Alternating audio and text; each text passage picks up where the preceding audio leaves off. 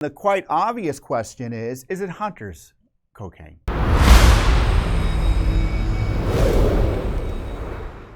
The big news this week is the fact that there was cocaine found in the White House. Now, what we've been seeing over the last several days is a slow motion cover-up by the Biden White House about the cocaine. Supposedly it was found Sunday night somewhere in the White House, allegedly first in the library, which is part of the personal section of the White House, the West Wing, so to speak.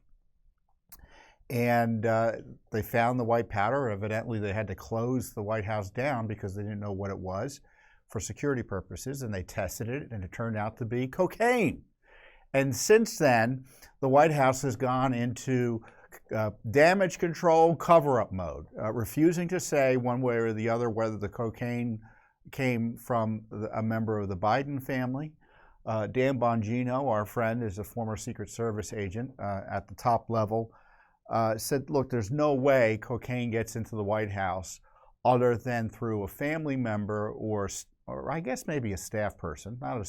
I doubt a Secret Service agent brought it in, but a family member would bypass the typical security procedures to get into the White House. And back during the last administration, I have been honored to go into the West Wing of the White House. And the West Wing of the White House is where the president works, and the Oval Office, and the other top staff of the president.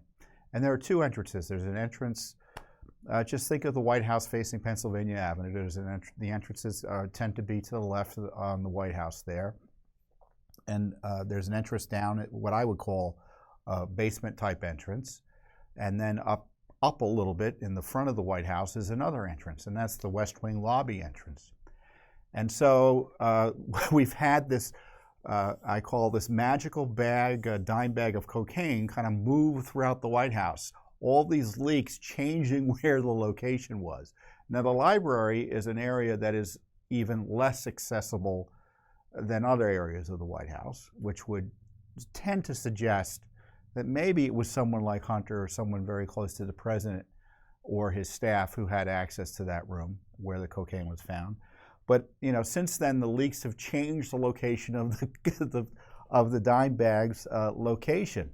Now, the third leak, or the second leak, was up near where cell phones are kept by visitors when they visit the White House. Now, that's that top entrance I told you about. And so what happens is you go in, the door opens, and there's immediately to your left, there's a room that only a few people can stand in at once with a bunch of cubby holes or drawers where you can put your cell phone in. You're asked to put your cell phone in there. And it's full of security. I mean, there's obviously, there are great Marines at the door. There's at least 2 or 3 Secret Service agents immediately past the door. And so there's no way anyone's going to drop a dime bag of cocaine in that area without it being noticed. And then you go a few feet further, like 2 feet further, and to your right is a receptionist. And then there's this lobby area where people sit, and you see senior staff and other visitors for the president there on official business, or senior visitors for other senior officials in the White House are waiting. Again, a very small area, 2 couches. It's kind of like a bigger living room, right? And then you go down the hallway a little bit from that location. There's a diplomatic room. I think it's the diplomatic room or the Roosevelt room. I forget which room it's called. But anyway, there's a meeting room. Very nice. And just a few feet further, you get into the Oval Office area, the ante room, the ante office for the White House, for the Oval Office, and then the President's Oval Office. So initially they said this dime bag was found near where those phones were. So near is virtually everywhere in that section of the White House. The White House lobby, that public meeting room that I've told you about that's only accessible to people who've gone through security. And by the way, to get to the West Wing, you go through 2 levels of security.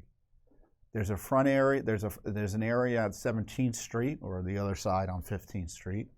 And then to get into the West Wing, you have to go through another section of another security process, which is a bit more exhaustive. They look at your bags, you go through the magnetometer, et cetera.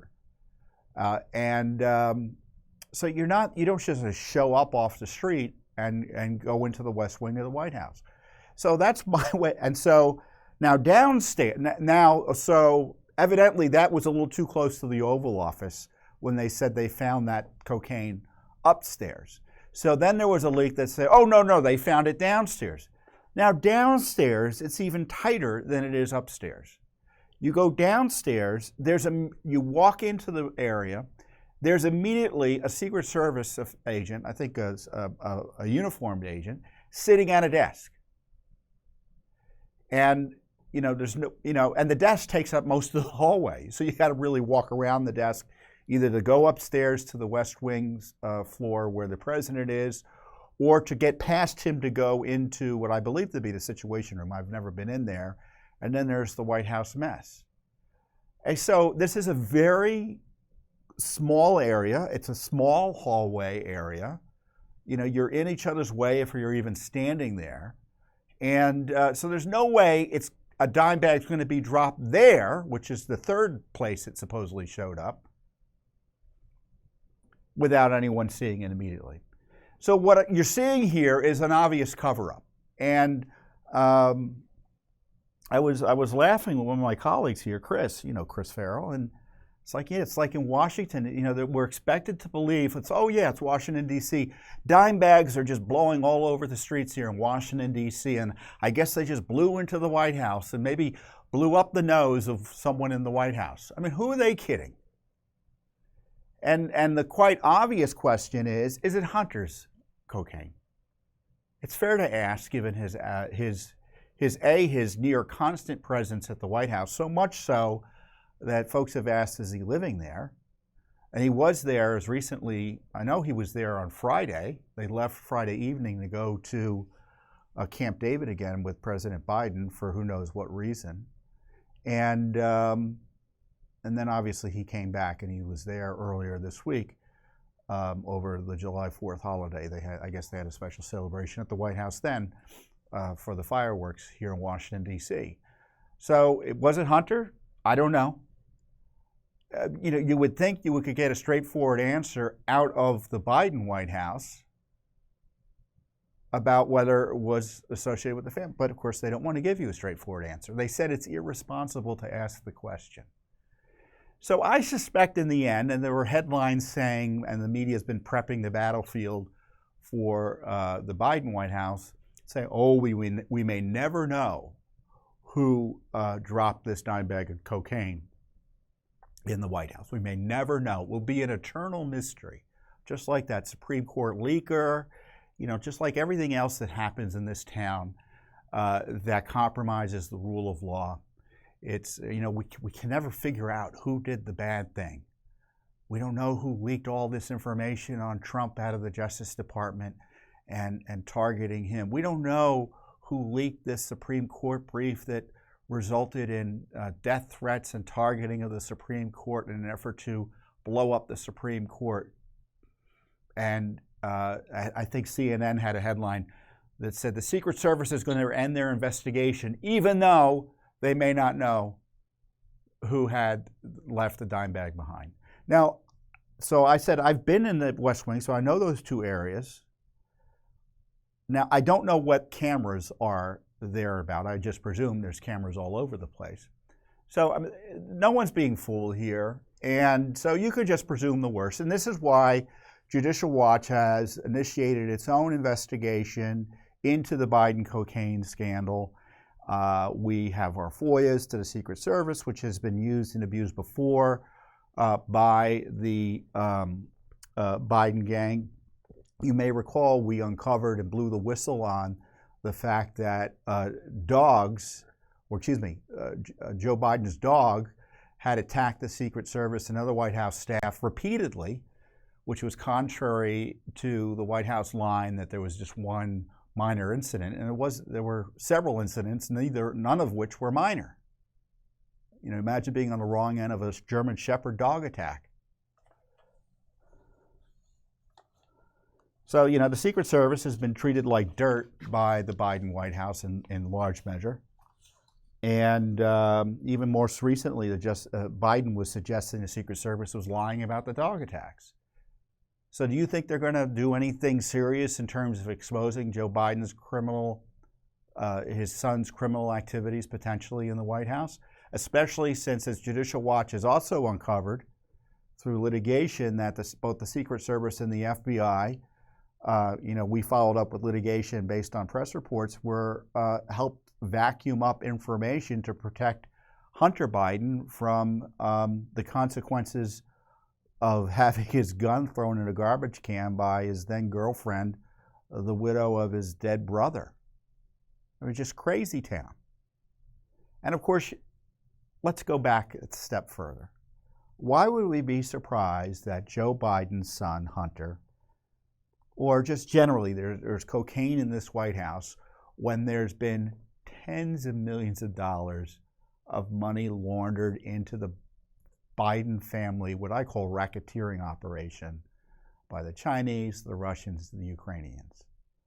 I mean, given that level of corruption and the cover-up of that corruption, would it be a surprise or unexpected that there be cocaine in this White House? I mean, that's the least of it, don't you think?